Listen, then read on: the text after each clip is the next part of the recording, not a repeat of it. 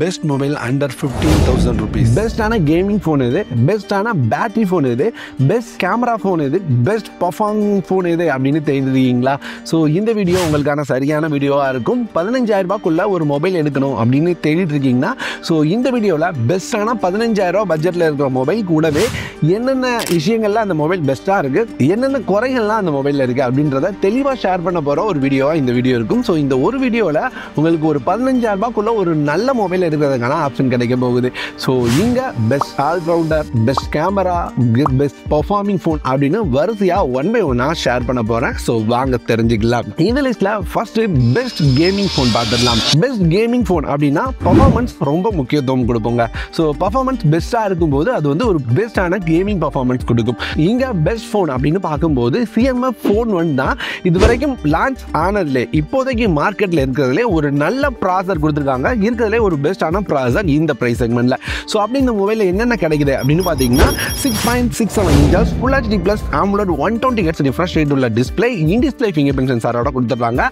MediaTek Dimensity 7300 அப்படின்ற processor, 50 MPக்கான dual camera setup, 16 MP front camera, 5000 mAh battery, 33 வாட்கான fast charging support, 6GB 128GB variant நமக்கு 16,000 ரூபாய் அப்படின்ற ப்ரைஸில் கிடைக்குதுங்க. நான் முன்னாடி சொன்ன மாதிரி நம்ம லிஸ்ட்டில் இருக்கிறதுலே MediaTek Dimensity 7300 தான் பெஸ்ட்டாக பர்ஃபார்ம் பண்ணக்கூடிய ப்ராசராக இருக்குது. ஸோ அதனால ஒரு நல்ல கேமிங் பர்ஃபார்மன்ஸ் கிடைக்கும். இது தவிர அப்படின்னு பார்த்தீங்கன்னா ஓவராலாக பார்க்கும்போது இந்த மொபைல் நல்லா இருக்குது. AMOLED display, in display finger print sensor இதெல்லாம் கொடுத்து நல்லா இருக்குது. என்ன நல்லா இல்லை அப்படின்னு பார்க்கும்போது ஃபர்ஸ்ட் இதனோட கேமரா சொல்கிற அளவுக்குலாம் இருக்காதுங்க. ஒரு ஓகேயான பெர்ஃபார்ம் பண்ணக்கூடிய கேமரா தான். ரெண்டாவது இதனோட குவாலிட்டி. ஆமாம், இதனோட பேக் பேனலை கலத்தி மாட்டுற மாதிரி கொடுத்துருக்காங்க. எல்லாரும் சொல்கிறது என்ன, பேக் பேனல் சுத்தமாக குவாலிட்டியில் பிடிச்சி அமுக்கணும் உடஞ்சிடும் அந்த மாதிரி தான் இருக்குது அப்படின்னு சொல்கிறாங்க. இது தவிர ரொம்ப முக்கியமாக நம்ம 16,000 ரூபாய் கொடுத்து வாங்க ரெடியாக இருந்தாலும் உள்ள சார்ஜர் அவங்க தரமாட்டாங்க. 2,000 ரூபாய்க்கு சேல் பண்ணுறாங்க. சில சமயம் கூட்டி விற்றாலும் கூட்டி விற்பாங்க, குறைச்சி விற்றாலும் குறைச்சி விற்பாங்க. ஸோ அதனால வந்து சார்ஜர் பாக்ஸில் வராது அப்படின்றத தெரிஞ்சுக்கோங்க. இது தவிர இப்பதான் லான்ச் ஆயிருக்கு. ஸோ சர்வீஸ் எப்படி இருக்கு அப்படின்றது தெரியல. ஸோ இது எல்லாமே இதனோட ப்ராப்ளமா இருக்கு. இது பிரச்சனை இல்லை, எனக்கு கேமிங் தான் முக்கியம் அப்படின்னு வச்சிங்கன்னா இந்த மொபைலை நீங்கள் கன்சிடர் பண்ணலாம். இல்லப்பா இது பெரிய தலைவலியா இருக்கு, இந்த மாதிரி ப்ராப்ளத்தோடலாம் ஒரு மொபைலை வாங்க முடியாது அப்படின்னு நினைக்கிறீங்கன்னா நீங்கள் ரெண்டாவது வர ரியல்மியோட Realme P1 ட்ரை பண்ணலாம். Realme P1 ஒரு நல்ல ஆல்ரவுண்டர் ஃபோனாக இருக்குங்க. இந்த மொபைல் ஓவராலா அப்படின்னு பார்க்கும்போது இதுலையும் 120 Hz AMOLED டிஸ்பிளே தான் கிடைக்குது. இன் டிஸ்பிளே ஃபிங்கர் பிரிண்ட் சென்சாரோட தந்துடுறாங்க. MediaTek Dimensity 7050 அப்படின்ற ப்ராசர் கொடுத்து 50 MPக்கான டுவெல் கேமரா செட்டப், ஃப்ரண்ட்ல 16 MP ஃப்ரண்ட் கேமரா, UFS 3.1 ஸ்டோரேஜோட வருது. 5000 mAh பேட்டரி, 45 வாட்கான ஃபாஸ்ட் சார்ஜிங் சப்போர்ட்டோட 6GB 128GB வேரியன்ட் நமக்கு 15,000 ரூபாய் கிடைக்குது. ஸோ இது ஆல்ரவுண்டர்னு சொன்னதுக்கான ரீசன் இதுதாங்க. நீங்கள் நடுவில் பார்த்துருப்பீங்க இதில் வந்து UFS 3.1 ஸ்டோரேஜ் கிடைச்சிருது. ஸோ ஒரு பெஸ்ட்டான ஸ்டோரேஜ் கூடவே ப்ரைஸிங் அதிகமாக இல்லை, கரெக்டாக 15,000 ரூபாய். இதுலேயும் AMOLED display, in display finger print sensor எல்லாம் கொடுக்க தான் செய்கிறாங்க. ஸோ அப்படி பார்க்கும்போது இது வந்து ஒரு பெஸ்ட் ஆல்ரவுண்டர் ஃபோனாக இருக்கும். பிரச்சனை என்ன அப்படின்னு பார்த்தீங்கன்னா பர்ஃபார்மன்ஸ். ஆமாம், 7050 அப்படின்றது ஒரு 6nm ப்ராசர்.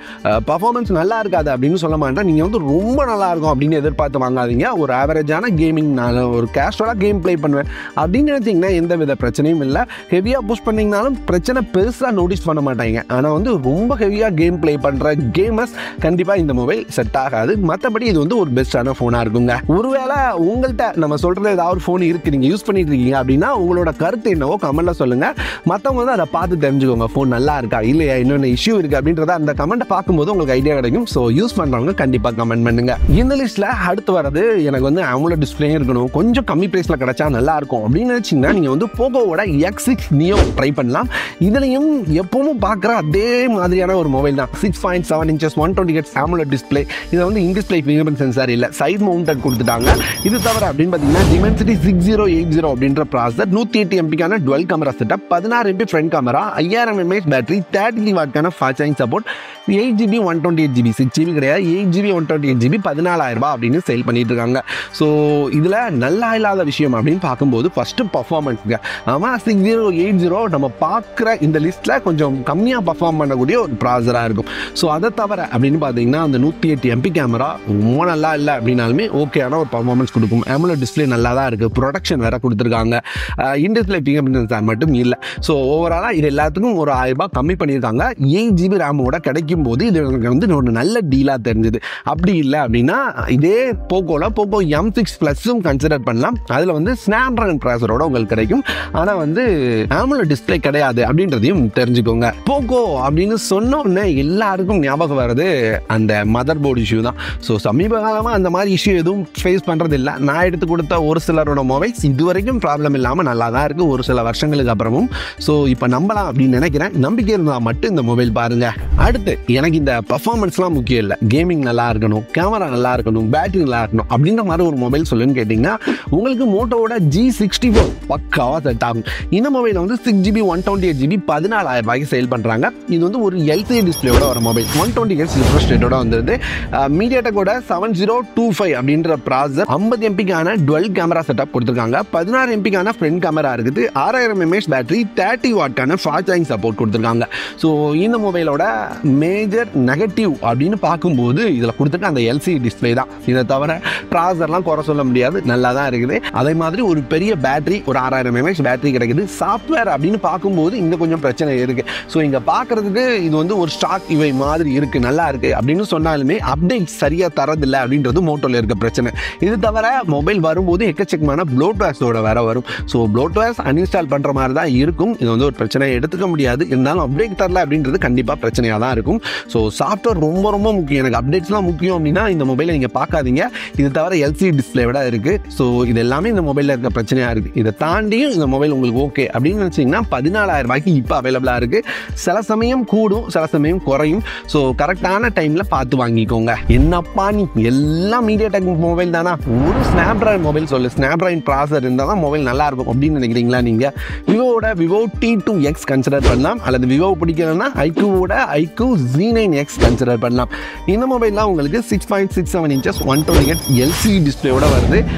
ஸ்னாப்ட்ராகனோட 6 Gen 1 ப்ராசஸர் கொடுத்துருக்காங்க. 50 MPக்கான டுவெல் கேமரா, 16 MPக்கான ஃப்ரண்ட் கேமரா, 6000 mAh பேட்டரி, 44 வாட்கான ஃபாஸ்ட் சார்ஜிங் சப்போர்ட்டோட வருது. 6GB 128GB வேரியன்ட் கரெக்டாக 15,000 ரூபாய் ப்ரைஸில் நமக்கு கிடைக்குங்க. இதில் இருக்க பிரச்சனை அப்படின்னு சொல்லணும்னு பார்த்தீங்கன்னா ப்ராசஸர்லாம் நல்லா தான் பெர்ஃபார்ம் பண்ணும். இந்த LCD டிஸ்பிளே மட்டும் ஒரு AMOLED கொடுத்துருந்தாங்கன்னா இன்னும் நல்லா இருக்கும். ஆனால் பண்ண மாட்டாங்க.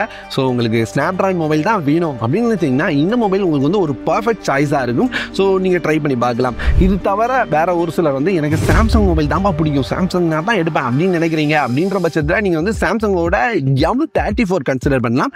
இப்போ 14,000 ரூபாய் ப்ரைஸ்லாம் கிடைக்குது. ஸோ 14,000 ரூபாய் கிடைக்கும் போது இது வந்து ஒரு நல்ல டீலாக இருக்கும். M35 விட இது வந்து ஒரு பெட்டரான ஆப்ஷனாக இருக்கும். அதே மாதிரி சார் வந்து இந்த ப்ரைஸிங்கில் கர்வ் டிஸ்பிளே தான் நல்லா இருக்குமோப்பா அப்படின்னு யோசிச்சுட்டு இருப்பீங்க.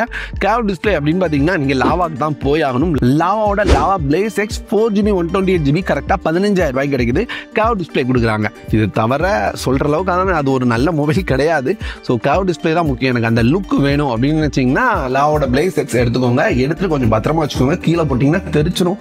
ஸோ பார்த்து ஜாக்கிரதையாக வச்சுக்கோங்க அந்த மொபைலை. இதெல்லாம் தாங்க நம்ம லிஸ்ட். ஸோ நம்ம லிஸ்ட்டில் ஷேர் பண்ண எல்லா மொபைல்ஸோட லிங்க்கும் உங்களுக்கு டிஸ்கிரிப்ஷனில் கிடச்சிடும். என்னால் முடிஞ்ச அளவுக்கு ஒரு தெளிவான வீடியோவாக இது இருந்திருக்கும்னு நம்புகிறேன். உங்களுக்கு இது தவிர வேறு என்ன டீட்டெயில் தேவைப்படுது அப்படின்றத கமெண்ட்டில் சொல்லுங்கள். வேறு என்ன பட்ஜெட்டில் மொபைல் வேணும் அப்படின்றதையும் கமெண்ட்டில் சொல்லுங்கள். ஸோ இந்த வீடியோ இதோட முடியுதுங்க. வேறு ஒரு நல்ல வீடியோவில் வந்து உங்களை பார்க்குறேன்.